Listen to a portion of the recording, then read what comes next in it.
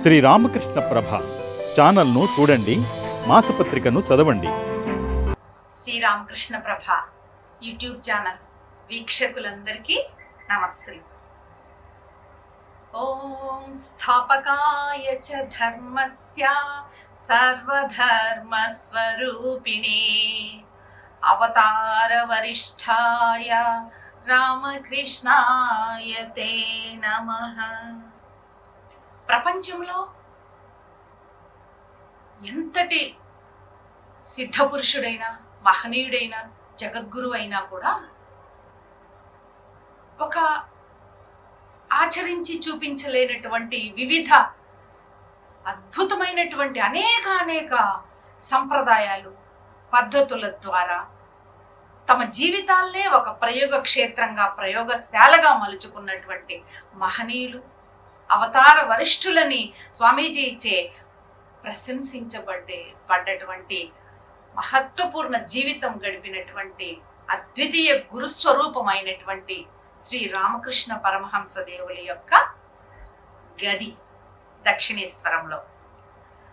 ఆ దక్షిణేశ్వరమే ఒక దివ్యాతి దివ్యమైన పావనమైనటువంటి స్థలం అండి.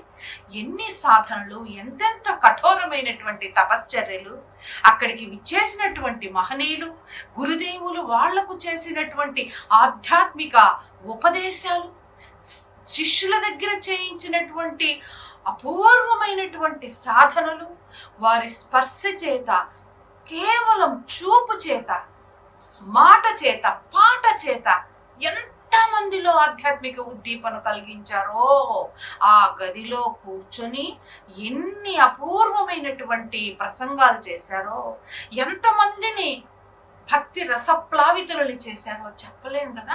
అటువంటి గది దక్షిణేశ్వరంలో భవతారిణి కాళికాలయంలో గురుదేవులు నివసించినటువంటి ఆ గది సందర్శకులకు ఒక మహా దివ్యానుభూతిని, అలౌకికమైనటువంటి దివ్య ప్రకంపనలని, గురుదేవుల తపశ్శక్తి అంతా రాశీభూతమైనటువంటి ఒకానొక అద్భుత భావనని మనలో కలిగిస్తుంది. అంతటి దివ్యమైన గది. ఆ గదిలో గురుదేవులు కూర్చొని ఉన్నారు. 1884-85 సంవత్సరం ఆ ప్రాంతంలో. అప్పుడు గురుదేవుల దగ్గర ఉన్న శిష్యులు ఎటువంటి శిష్యులు? ప్రపంచాన్నే ఉర్రూతలూగించినటువంటి మహాద్భుతమైన మహా తపశ్శక్తి సంపన్నులు, సప్తర్షి మండలం నుంచి దిగి వచ్చినటువంటి ఋషి, శివాంశ సంపూతులైనటువంటి స్వామీజీ నరేన్. అటు ఇంకొక శిష్యులు బ్రహ్మానంద స్వామి, రాఖాల్ని బృందావనంలోని గోప బాలకుడుగా చెప్పేవారు గురుదేవులు. సామాన్యమైన విషయం కాదండి. ఈ దివ్యమైనటువంటి శిష్యులందరూ కూడా మహత్వపూర్ణమైనటువంటి ఒక దివ్య సంస్కారంతో జన్మించినటువంటి వాళ్ళు. ఈ దివ్య నాటకంలో, లీలల్లో రక్తి కట్టించడానికి, పరిపూర్ణం చేయడానికి గురుదేవుల యొక్క ఈ నాటకంలో.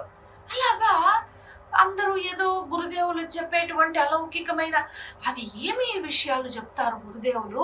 ఆ అద్భుతమైనటువంటి ఆ సమాధి స్థితులు, ఆ భగవత్ పారవస్య భావనలు, వీటన్నింటినీ తన్మయులై వింటూ ఉన్నారు శిష్యులందరూ కూడా.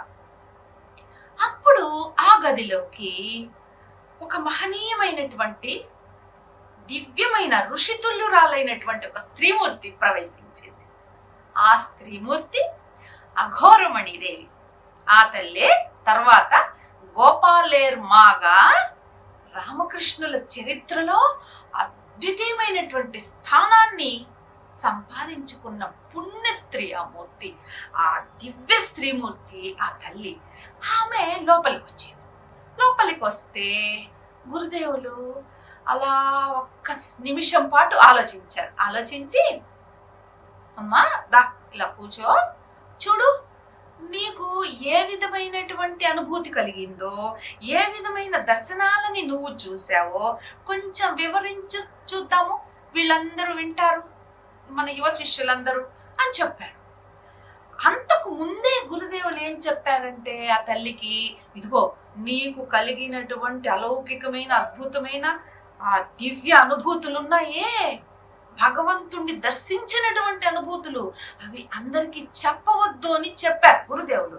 మరి ఈరోజు ఇలా చెప్తున్నారేంటబ్బా, నా గోపాలుడు ఇలా చెప్తున్నాడే. గోపాలేర్మా అంటేనే గోపాలుడి తల్లి అని అర్థం. అక్కడ గోపాలుడు ఎవరు? సాక్షాత్తు రామకృష్ణుల వారే. ఆ వారికి తల్లి ఈ అఘోరమణిదేవి గోపాలేర్మ. ఆలోచిస్తుంది, ఎందుకు ఇలా చెప్తున్నాడు నా గోపాలుడు ఈరోజు, సరే చెప్పమంటున్నాడు కదా అని చెప్పడం మొదలు పెడుతుందండి. ఏం చెప్తుంది? నాయనా, నేను ఒకరోజు తెల్లవారుజామున లేచి కూర్చున్నాను నాయన. ఆ తల్లికి తెల్లవారుజామున 3 గంటలకు లేచి కూర్చొని జపం చేసుకోవడము, ధ్యానం చేసుకోవడము ఒక అద్భుతమైన క్రమశిక్షణాయుతమైన నిర్దిష్టమైనటువంటి ఒక గొప్ప కార్యక్రమం ఆ తల్లికి. దానికి ఎక్కడ విసుగు విరామం అన్నదే లేదండి. అంతటి అద్భుతమైన సాధన చేసినటువంటి తల్లి ఆ తల్లి. చేస్తూ కూర్చున్నాను నాయన. చివరిలో ఇంకా ఈ జప ఫలమంతా గురువు సమర్పించే సమయంలో ఏమైంది, ఇటు పక్క తిరిగి చూస్తే అక్కడ ఇదిగో ఈ గోపాలుడు కూర్చొని ఉన్నాడు. ఇదేంటిది అని ఉలిక్కి పడ్డాను, ఆశ్చర్యపోయాను. ఈయన ఇక్కడికి ఎలా వచ్చాడబ్బా అని ఇక్కడ ఎడం పక్కన కూర్చున్నారు కదా, అందుకని నేను నా ఎడం చేత్తో గట్టిగా వాళ్ళు ఆయన చేయి అట్లే పట్టుకున్నాను. ఆయన ఆ ఆశ్చర్యాన్ని నేను తట్టుకోలేకపోయాను. అంతలో ఇంకేమైందో తెలుసా, ఎక్కడైతే ఇదిగో ఈ గోపాలుడు ఉన్నాడో ఆ గోపాలుడి స్థలంలో, అదే స్థానంలో 10 నెలల దివ్య శిశువు. ఎవరా శిశువు? సాక్షాత్ కృష్ణ భగవానుడు బాల రూపంతో ముగ్ధ మనోహరమైనటువంటి అప్రాకృతిక దివ్య శిశు సౌందర్యంతో కూర్చున్నాడు. అక్కడ దోగాడేటువంటి భంగిమలో కూర్చున్నాడు. విభ్రాంతురాలైపోయాను, కంపించిపోయాను. ఏం చేయాలో నాకు అర్థం కాలేదు. అక్కడ ఎవ్వరూ లేరు. గట్టిగా కేకలు పెట్టేశాను. అస్సలు ఎంత గగుర్పాటు చెందానో, విస్మయ ఆనంద వాళ్ళకు లోను అయ్యానో చెప్పలేను నాయనా. అట్లా జరిగింది నాయనా. అప్పుడు ఆ గోపాలుడు, అమ్మా నాకు వెన్న తినిపించమ్మా అని చెప్పి వచ్చి ఒళ్ళో కూర్చున్నాడు. నా జపమాల లాగేశాడు, నా భుజాల మీదకెక్కి తొక్కాడు, నా గది అంతా పారాడాడు, దోగాడాడు నాయన. ఇంత అల్లరి చేశాడు. ఇక చివరికి నాకు ఏం చేయాలో తోచకుండా ఇదిగో ఆ గోపాల బాలుని తీసుకొని సంకలో వేసుకొని గురుదేవుల వద్దకి, మన గోపాలుడి దగ్గరికి వచ్చేసాను నాయన. ఈ దక్షిణేశ్వరానికి వచ్చేసాను. అవును, మీరేమో ఎంతో గొప్ప చదువులు, శాస్త్రాలు చదువుకున్నటువంటి మహా విద్యాధికులు. మీరు ఎంత గొప్ప చదువులు చదివారు నాయన. నాకా అక్షరాలే రానటువంటి నిరక్షరాస్యురాల్ని నేను. ఏ శాస్త్రము చదవలేదు తండ్రి. మరి నాకు కలిగినటువంటి ఈ అనుభూతి, ఈ భగవంతుడు నాకు కనిపించడము, అతన్ని నేను చిన్ని బాలకృష్ణుని నేను ఎత్తుకొని ఎదకు హత్తుకొని పడుతూ లేస్తూ దక్షిణేశ్వరానికి రావడము, ఇదంతా నిజమేనంటావా నాయనా అని అడుగుతోంది ఆ తల్లి. ఎవరు? గోపాలేర్మ స్వామీజీని అడుగుతోంది. స్వామీజీ అప్పటికి విగ్రహారాధనని, భగవత్ శక్తి విగ్రహంలో ఆవిష్కృతం అవుతుంది అన్నటువంటి విగ్రహారాధన,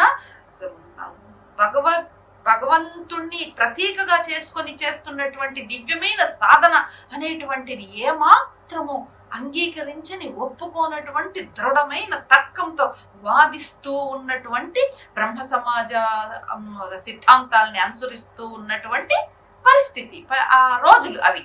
తర్వాత ఎంతగానో ఆ విగ్రహారాధనని, కాళీ తల్లిని ఎంత పూజిస్తారో చెప్పలేము. అటువంటి స్వామీజీ, అటువంటి నరేన్ విచలితుడైపోతాడు. కళ్ళ నిండా నీళ్ళు వస్తాయి. ఆ భక్తి ప్రగాఢమైనటువంటి ఆ భక్తి ప్రకటనకి, ఆ భగవత్ తాదాత్మ స్థితికి, ఆ తల్లి పొందినటువంటి ఆ దివ్యమైనటువంటి ఆ స్థితి ఎటువంటి స్థితి అండి అది? ఎటువంటి స్థితి? యోగాగ్ని దగ్ధ కర్ములు, యోగేశ్వరులు సద్యోగ విభాసిత మనమున అని చెప్తారు కదా భాగవతంలో. అటువంటి యోగాగ్ని దగ్ధ కర్ములు, యోగేశ్వరులు బాగా ప్రకాశవంతమైనటువంటి వాళ్ళ మనసుల్లో దర్శించేటువంటి ఆ స్వామి, అటువంటి స్వామి ఈ తల్లి అంత ఇదిగా ఎత్తుకొని తీసుకొని రావడమా, ఆ తల్లితో ఆ గోపాలుడు ఆడుకోవడమా, చలించిపోతాడు స్వామీజీ. ఆ భక్తి భావానికి, ఆ ప్రగాఢమైనటువంటి తపశ్శక్తికి కూడా దీనిని నవ్వుతూ గమనిస్తూ ఉన్నారు గురుదేవులు. ఎంత అద్భుతమైన దృశ్యమో చూడండి. ఈ దృశ్యము, ఈ ఘట్టము రామకృష్ణ సంఘ ఇతిహాసంలోనే ఒక ఉజ్వలమైనటువంటి ఘట్టం. అద్భుతంగా ఉంటుంది. ఇక్కడ ఎన్ని రకాల సత్యాలు ఆవిష్కరించబడ్డాయో చూడండి. అంటే ప్రాచీన భారతదేశంలో అప్పటి రోజుల్లో భర్తని పోగొట్టుకున్నటువంటి వితంతువులకి విధించబడ్డ ఒకానొక జీవన విధానము, ఒకానొక కఠినమైనటువంటి క్రమశిక్షణ ఎంత గొప్పగా ఆమెకి భగవత్ సాక్షాత్కార దిశగా ఆమె వైపు సాధనలు చేయించిందో మనం ఇక్కడ పట్టుకోవలసిన, గమనించవలసిన అంశం. ఇది చాలా గొప్ప విషయం. అలాగా వచ్చినటువంటి ఈ అఘోరమణీదేవే గోపాలేర్మ అని చెప్పుకున్నాం కదా. ఈ తల్లి కామార్హటి అనేటువంటి ఒక ఉద్యాన గృహంలో, ఒక రాధాకృష్ణ ఆలయంలో వాళ్ళ అన్నగారి దగ్గర ఉండేది. 9వ సంవత్సరంలో పెళ్ళయింది. భర్తని ఒకేసారి పెళ్లిలోనే చూసింది, చివరిసారి కూడా అదే. అంటే ఆ పెళ్లి తర్వాత ఆమె కాపురానికే వెళ్లకుండా భర్త మరణించడము, ఈ తల్లి బాల వితంతువుగా మిగిలిపోవడము, అత్తగారింటి వైపు కులగురువు ఇచ్చినటువంటి బాల గోపాలకృష్ణ మంత్రాన్ని ఆ తల్లి స్వీకరించింది. ఎప్పుడైతే భర్త, పిల్లలు, సంసారము వీటి చుట్టూ మనస్సు, ఆలోచనలు, శక్తియుక్తులు, సేవలు, ప్రేమలు ఇవన్నీ కేంద్రీకృతం అవుతాయో ఒక స్త్రీకి, ఆ విధమైనటువంటి కేంద్రీకరింపజేయవలసినటువంటి అవసరం లేనప్పుడు, అంటే ఈ వితంతు కాబట్టి ఆమెకి భర్త, పిల్లలు, సంసారం ఏమీ లేవు కాబట్టి ఈమె సమస్తమైనటువంటి ఆ శక్తినంతటిని కూడా, ఆ ప్రేమనంతటిని కూడా, తనకున్న సమయాన్నంతటిని కూడా భగవద్ ఆరాధనలో గడిపింది ఆ తల్లి. చదవండి ఆ తల్లి జీవిత చరిత్ర ఎంత అద్భుతంగా ఉంటుందో అండి. అంత దివ్యమైనది మన గోపాలేర్మ జీవిత చరిత్ర. గోపాలేర్మ గురించి స్వామీజీ విదేశీ శిష్యురాలు జోస్ఫైన్ మెక్లైడ్, శ్రీమతి వోల్బుల్, సిస్టర్ నివేదిత వీళ్ళకి చాలా గొప్పగా చెప్తూ వస్తారు. చాలా గొప్పగా చెప్తూ వచ్చేటప్పటికి వీళ్ళందరూ స్వామీజీతో వస్తారు కదా. అక్కడ నుంచి వచ్చినప్పుడు అందరూ కూడా ఈ కామార్హటిలో ఆ తల్లి నివసించినటువంటి ఆ ప్రదేశానికి, అమ్మను చూడటానికి వెళ్తారండి. ఎంత బాగుంటుందో ఆ సన్నివేశం. వెళితే అక్కడ చాలా చక్కగా వర్ణిస్తుంది మన నివేదిత. చాలా గొప్ప అద్భుతమైనటువంటి రచయిత్రి, మహావక్త. భారతదేశాన్ని భారతీయులు కూడా ప్రేమించినంతటి ప్రగాఢంగా, అద్భుతంగా ప్రేమించి భారతదేశ అభ్యున్నతి కోసం పరితపించినటువంటి మహనీయురాలు కదా నివేదిత. ఆ నివేదిత ఎంత అద్భుతంగా వర్ణిస్తుందంటే the master as I saw him అనేటువంటి ఒక పుస్తకంలో ఈ సంఘటనని చాలా అద్భుతంగా రాస్తుంది ఆ తల్లి. అక్కడ వెళ్ళినప్పుడు ఎంతో ప్రేమపూర్వకంగా వీళ్ళని సాదరంగా ఆహ్వానిస్తుంది మన గోపాలేర్మ. అక్కడికి వెళ్ళి వచ్చిన తర్వాత ఇట్లా వెళ్ళాము అని చెప్పినప్పుడు స్వామీజీ అన్న మాటల్ని మనం గుర్తుంచుకొని తీరాలి. ఏం చెప్తారో తెలుసా అండి? ఇది సోదరి నివేదిత గురించి మనకి తెలియజేసేటువంటి అద్భుతమైన పుస్తకం. ఈ గుంటూరు శారదా రామకృష్ణ మఠం వాళ్ళు ప్రచురించినటువంటి పుస్తకము. చదివి తీరాల్సినటువంటి దివ్యమైనటువంటి పుస్తకం అండి. మన హైదరాబాద్ రామకృష్ణ మఠంలో, ఇంకెక్కడైనా రామకృష్ణ మఠాలలో కూడా మనకు దొరుకుతుంది. అప్పుడు స్వామీజీ ఏమంటారంటే ఒక మాట అంటారు, మీ అక్కడ అమ్మని దర్శించి వచ్చారు కదా, అప్పటికే ఆ తల్లి యొక్క మహత్వపూర్ణమైనటువంటి ఆధ్యాత్మిక స్థితిగతులంతా చెప్పారు స్వామీజీ శిష్యురాలకి. అక్కడ స్వామీజీ ఏం చెప్తున్నారు చూడండి, మీరు చూసింది పురాతన భారతాన్ని, ప్రార్థనలతో, కన్నీళ్లతో తపోమయమైన భారతదేశాన్ని, ఉపవాసాలతో, జాగరణతో సాధనలు చేసిన భారతదేశాన్ని. కానీ అది గతించిపోయినట్లే, ఇక ఎన్నటికీ తిరిగి రాదు. ఎంత అద్భుతంగా చెప్పారు చూడండి స్వామీజీ. అంటే భారతీయ సంస్కృతిలో వైధవ్యం పొందినటువంటి ఒక స్త్రీకి విధించినటువంటి ఆంక్షల వెనుక కఠోరమైనటువంటి ఆ క్రమశిక్షణ వెనుక, ఒక మనో నియంత్రణ వెనుక, ఇంద్రియ నిగ్రహం వెనుక ఈ భౌతిక ఆకర్షణలు, భౌతిక సుఖాలు తుచ్చమైనవి, వీటన్నిటికంటే కూడా అతీతమైన అత్యున్నతమైనటువంటి జీవిత ఆదర్శాన్ని ఆ స్త్రీలు ఆచరించాలి. మానవ జీవిత పరమోద్దేశము, పరమ లక్ష్యము అయినటువంటి భగవంతుణ్ణి సంప్రాప్తించుకోవడము అనేటువంటి దిశగా వీళ్ళని పయనించేటట్లు చేసింది ఆనాటి సాంఘిక నీతి. బాగా పట్టుకోవాలి మనం ఇది. అందుకు అక్కడ బాల వితంతువులకి ఆ విధమైనటువంటి క్రమశిక్షణ అన్నీ ఉండేటివి కదా వాళ్ళకి. ఎంత గొప్ప విషయం అండి. అంటే అన్ని చూసినటువంటి మహర్షులు, మహనీయులు ఈ మానవ జీవితంలో పొందేటువంటి భోగాలు, ఆకర్షణలు, ఐశ్వర్యాలు వీటన్నింటిలో ఏమీ లేదయ్యా. ఏది చెప్పినా అదే మనకి భాగవతం చెప్పినా, భారతం చెప్పినా, భారతంలో యయాతి కథ మనకు అద్భుతంగా నిరూపిస్తుంది ఈ విషయాన్ని. కాబట్టి ఈ జీవన విధానాన్నంతా ఒక దివ్యాతి దివ్యమైనటువంటి స్థాయికి, మానవ స్థాయి నుంచి ఋషిత్వ స్థాయికి, ఆ ఋషిత్వ స్థాయి నుంచి దివ్యత్వ స్థాయికి వెళ్ళేటట్లు చేయగలిగే విధి విధానాలన్నింటినీ జీవితాల్లో నిబద్ధీకరించారు. అందువల్లే ఆ తల్లి ఆ విధమైన నియమాలన్నింటినీ పాటించింది, క్రమశిక్షణను పాటించింది, మనో సంయమనాన్ని పాటించింది, ఇంద్రియ నిగ్రహాలని పాటించింది. అప్పుడు ఎంతో మంది స్త్రీలు ఉండేవాళ్ళు ఆ విధంగా. అంతటి నిగ్రహ శక్తి కలిగి కేవలం భగవంతుణ్ణి ప్రాప్తించుకోవడమే జీవిత లక్ష్యంగా జీవించినటువంటి వాళ్ళు. మనం రమణ మహర్షి దగ్గర సూర్యనాగమ్మ అనేటువంటి ఒక మహనీయురాలను కూడా చూస్తాం చూడండి. సూర్యనాగమ్మ లేఖలు చాలా అద్భుతమైనటువంటి స్థానం వహిస్తున్నాయి రమణుల వారి యొక్క జీవిత చరిత్రలో, ఆ తిరువణ్ణామలై క్షేత్ర చరిత్రలో కూడా. ఇటువంటి స్త్రీమూర్తులు ప్రాచీన భారతీయ ఆ సంప్రదాయాలన్నింటినీ ఏ ఉద్దేశంతో పెట్టారో, నిబద్ధించారో, విధించారో వాటి యొక్క ఫలితాల్ని అందుకున్నటువంటి అపూర్వమైనటువంటి స్త్రీమూర్తులండి. ఎంత పవిత్ర జీవనం గడిపారు. ఇది మనం పట్టుకోవాల్సింది. అటువంటి ఈ గోపాలమ్మ ఇందాక చెప్పుకున్నట్లు అద్భుతంగా కృష్ణ దర్శనాన్ని పొందినటువంటి ధన్యురాలు. ఆ ఘట్టాన్ని చదువుతుంటేనే మనం పులకించిపోతాం. ఈ విధంగా ఆ చిన్ని కృష్ణుడిని చంకలో వేసుకొని వచ్చినప్పుడు అక్కడ గురుదేవుల గది ఊడుస్తుందంట ఒక స్త్రీమూర్తి. ఆమె చెప్తుంది, అబ్బా ఎటువంటి స్థితిలో వచ్చింది ఆ గోపాలమ్మ, ఆ రోజు ఎట్లా వచ్చింది అసలు.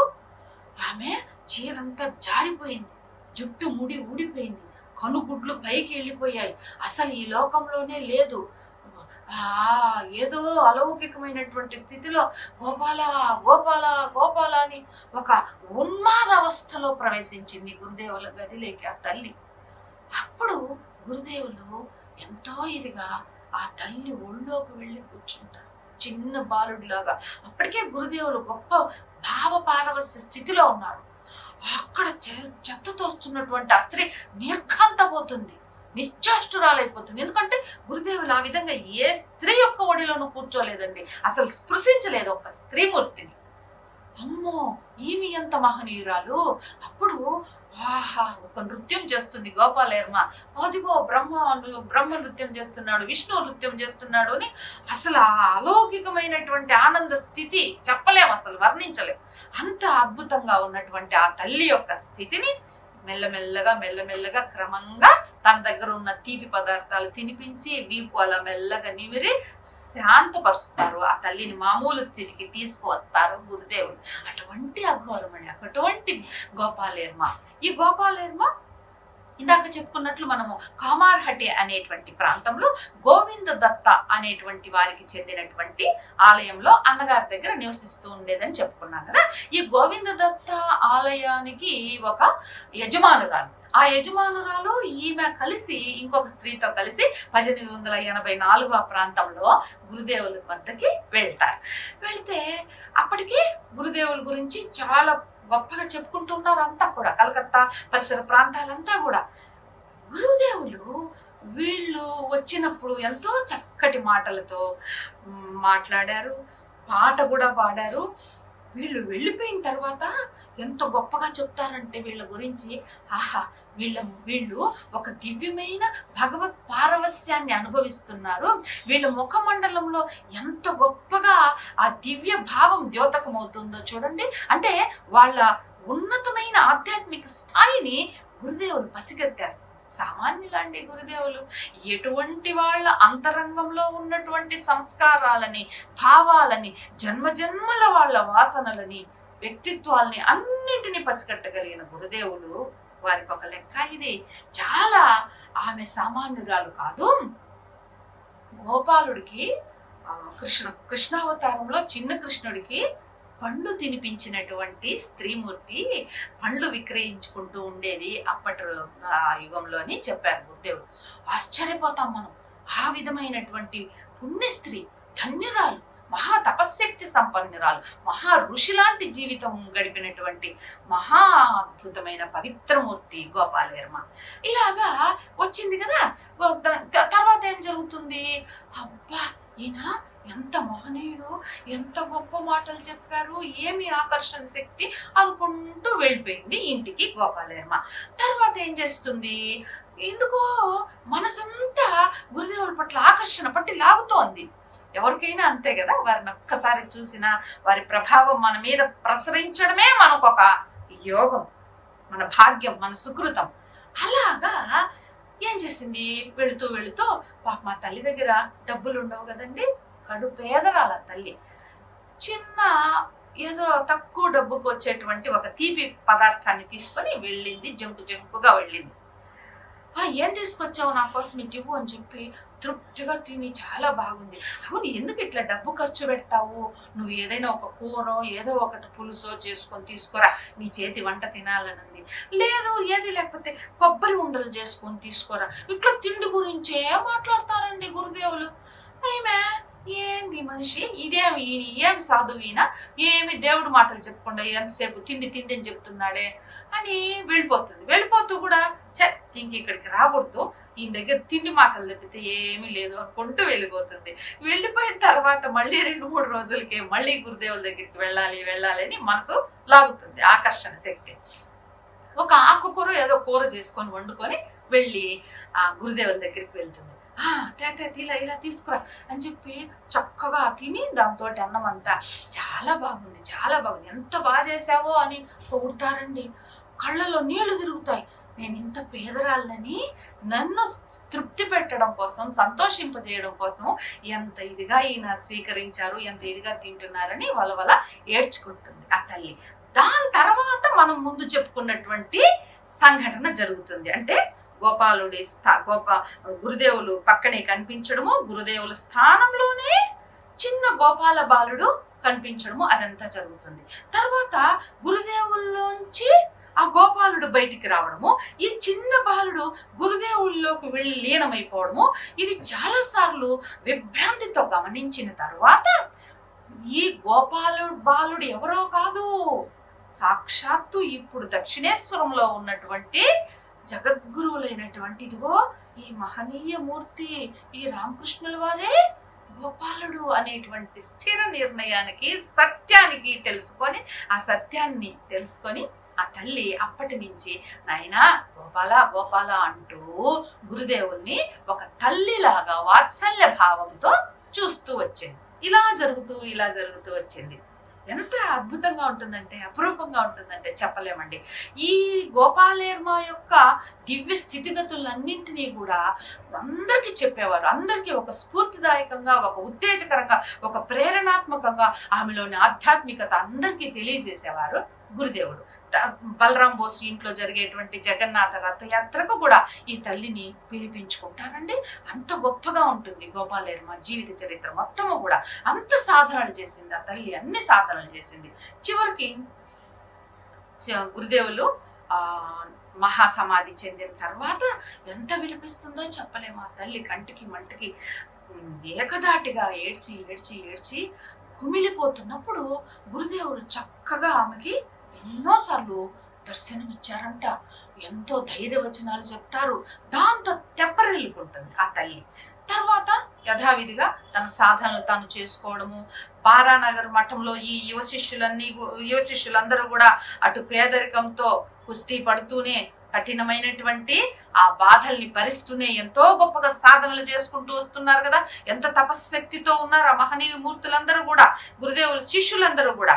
అక్కడికి వెళ్ళడము, వాళ్ళు ఈ తల్లిని చూస్తే ఎంతో సంతోషపడి, అమ్మ మీ చేత్తో ఏదైనా చేసి వండి గురుదేవులకి నివేదించండి అని చెప్పడము, ఈ తల్లి అలాగే చేయడము, ఇట్లా జరుగుతూ వస్తుంది. వివేకానంద స్వామి కూడా అమ్మని నీ చేత్తో మంత్రదీక్ష ఇవ్వమ్మా, నువ్వేమన్నా సామాన్యురాలివా అని చెప్పి ఆ తల్లి యొక్క ఔన్నత్యాన్ని, ఆ ఉన్నతోన్నతమైనటువంటి ఆధ్యాత్మిక స్థితికి ఎంతో మర్యాద ఇచ్చేవారు, గౌరవం ఇచ్చేవారు స్వామీజీ. అదే కదా శిష్యురాళ్ళందరికీ కూడా చెప్తారు.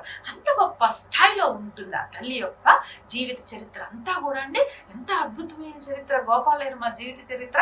ఆ తర్వాత ఏమవుతుంది, మన సిస్టర్ నివేదిత గురించి చెప్పుకున్నాం మనం ఇంతకుముందు. ఆ తల్లి ఒక స్త్రీల కోసము ప్రత్యేకంగా ఒక పాఠశాల ప్రారంభించడము, అది స్వామీజీ యొక్క అద్భుతమైన ఆదర్శము. అది స్త్రీలకి విద్య నేర్పించాలి అనేటువంటి ఒక కళ, ఆయన యొక్క కళని తల్లి నిజం చేస్తుంది సోదరి నివేదిత. అప్పుడు చివర్లో ఈ తల్లి వృద్ధురాలైపోయి అనారోగ్యంగా ఉన్నప్పుడు బలరాం బోస్ ఇంటికి తీసుకెళ్తారు, శారదానంద స్వామి వీళ్ళందరూ కూడా. అప్పుడు ఈ విషయం తెలుసుకొని మన నివేదిత ఏం చేస్తుంది, తన దగ్గరికి తీసుకువెళ్తుందండి, తన ఇంటికి. అది ఎంత అద్భుతంగా ఉంటుందంటే, నివేదిత ఇంట్లో దాదాపు 2.5 సంవత్సరాలు ఈ గోపాలయర్మ చివరి రోజుల్ని, చివరి ఊపిరి అక్కడే గడిపిందండి. అదెంత అద్భుతమైన విషయమో చూడండి. మొట్టమొదట చాలా వ్యతిరేకిస్తుందంట, ఎక్కడో విదేశస్తురాలు ఆ తల్లి అని. ఎందుకు, పరమ నిష్ఠాగరిష్ఠురాలు కదా ఈ తల్లి, ఎట్లా ఆమె దగ్గర ఉండేది అనేటువంటి భావనలో ఉన్నప్పుడు నివేదిత యొక్క అంతులేని ఆ భక్తి ప్రపత్తులు, ఆ వినయము, ఆ శ్రద్ధ, ఇవన్నీ కూడా ఆ తల్లిని కట్టిపడేస్తాయి. అక్కడ కుసుమ అనేటువంటి ఒక బాల వితంతు ఉంటుంది, చిన్న అమ్మాయి పాపం. ఆ తల్లిని ఈ మన గోపాలయర్మ సేవకు వినియోగించి ఎంతో ఆరాధనాపూర్వకంగా చూసుకుంటుందండి నివేదిత. ఎక్కడ ఎవరికి ఉత్తరం రాసినా కూడా ఎంత గొప్పగా రాస్తుందంటే, నా దృష్టిలో రామకృష్ణులతో సమానమైనటువంటి పరివ్రాజకత్వము, పరమహంసత్వము ఉన్నటువంటి అద్వితీయమైన ఋషిమణి ఈ స్త్రీమూర్తి, ఈ తల్లి, ఈ అమ్మమ్మ గోపాలయర్మ అని. అబ్బా ఎంత గొప్పగా రాస్తుందో, ఆ విషయాలు వివరాలన్నీ మనకి ఈ పుస్తకంలో దొరుకుతాయి. అంత గొప్ప అద్భుతమైనటువంటి స్థాయిలో ఆ తల్లిని ఆరాధనాపూర్వకంగా చూసింది, పూజించింది. పాదాలు ఒత్తడం మొదలుకొని తనకున్నటువంటి సమస్త వ్యాపకాలు, ఎంత విద్యాధికురాలు తెలుసా అండి నివేదిత యొక్క మేధస్సు, అపారమైన మేధస్సు. అప్పటి జాతీయ నాయకులైనటువంటి రవీంద్రనాథ్ ఠాగూర్, అరబిందో ఘోష్, వీళ్ళందరూ, జగదీష్ చంద్ర బోస్, వీళ్ళందరూ కూడా ఆ తల్లి మేధస్సుని, ఆ తల్లి వాక్చాతుర్యాన్ని, ఆ తల్లి గురుభక్తిని, భారతదేశాన్ని ప్రేమించేటువంటి తీరుని దిగ్భ్రాంతితో చూసేవాళ్ళు ఆ తల్లిని.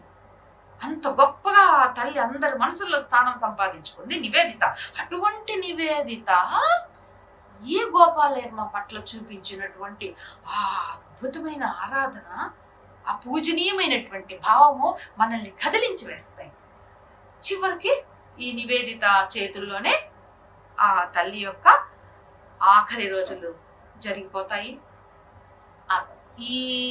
ఈ అమ్మ గోపాలయర్మ అన్ని సంవత్సరాలు జపించినటువంటి జపమాలని తీసుకొని తల్లి మేరీకి, ఇంగ్లాండ్లో ఉన్నటువంటి తన తల్లికి చూపిస్తుందండి ఆ జపమాలని.